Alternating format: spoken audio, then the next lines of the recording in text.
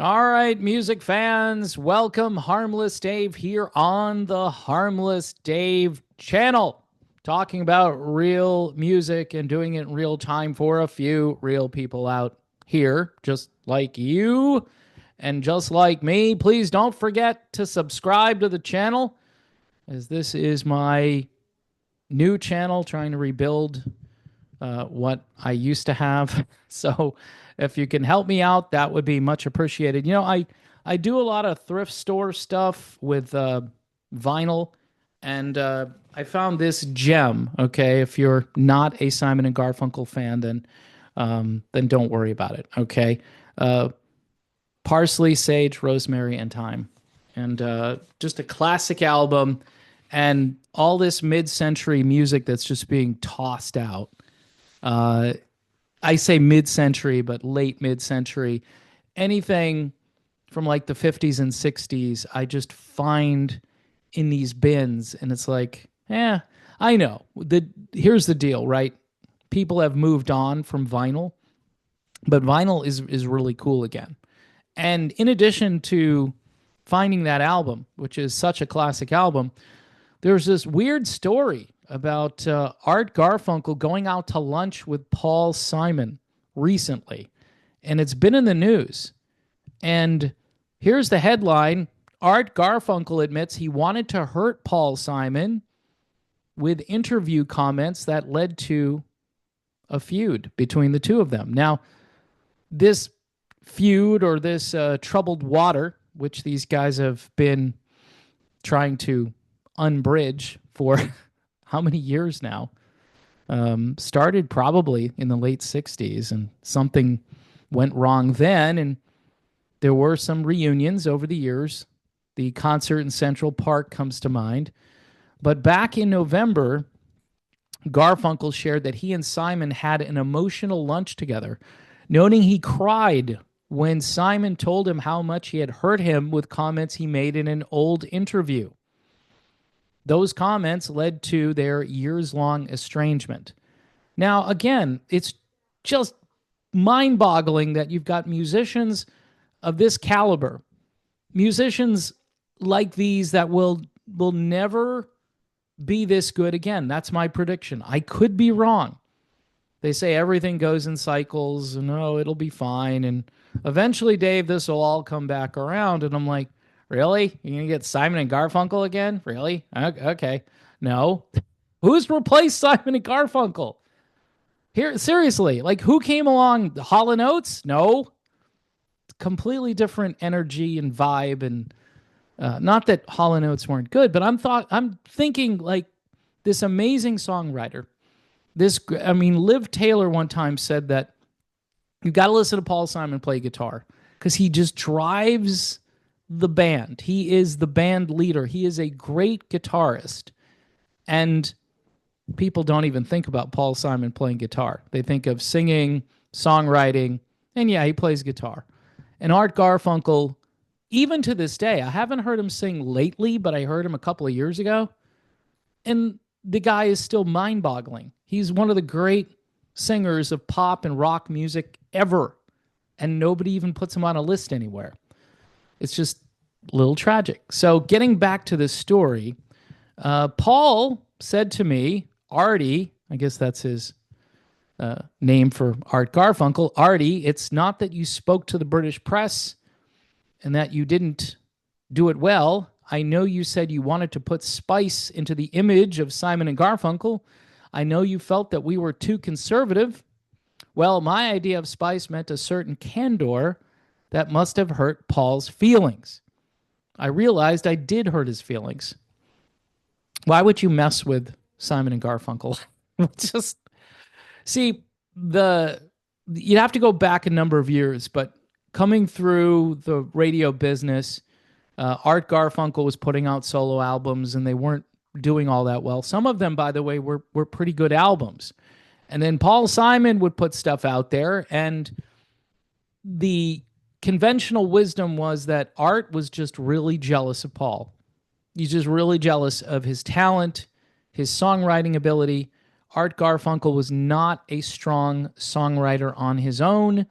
And so Paul Simon is the catalyst, and maybe Art Garfunkel adds a few things, but is basically the guy who goes out there and interprets. It's like Elton John interpreting for Bernie Taupin, that kind of a thing.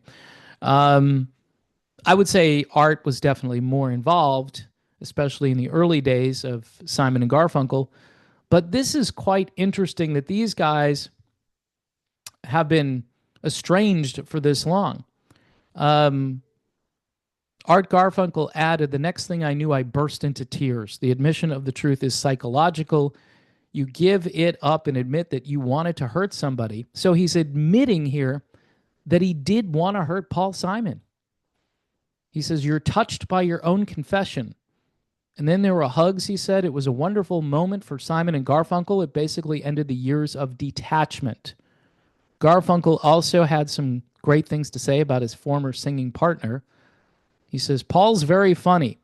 The basis of Simon and Garfunkel is laughter and jokes even more than music." He said, "Right from the beginning, we laughed all the time, and it was the source of our connection."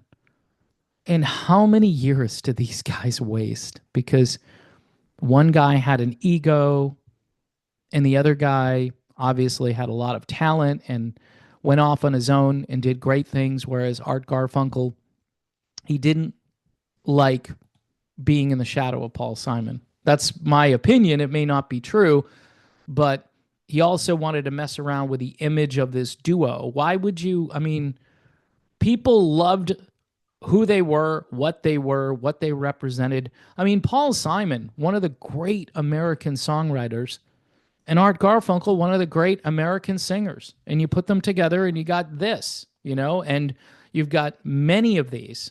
And then, of course, Paul went off, and people talk about Graceland, right? But the 70s output of Paul Simon, I mean, just that alone. I mean, there's a greatest hits album just for that. And then, they extended it out to include like the 80s and whatever else Paul had on the radio.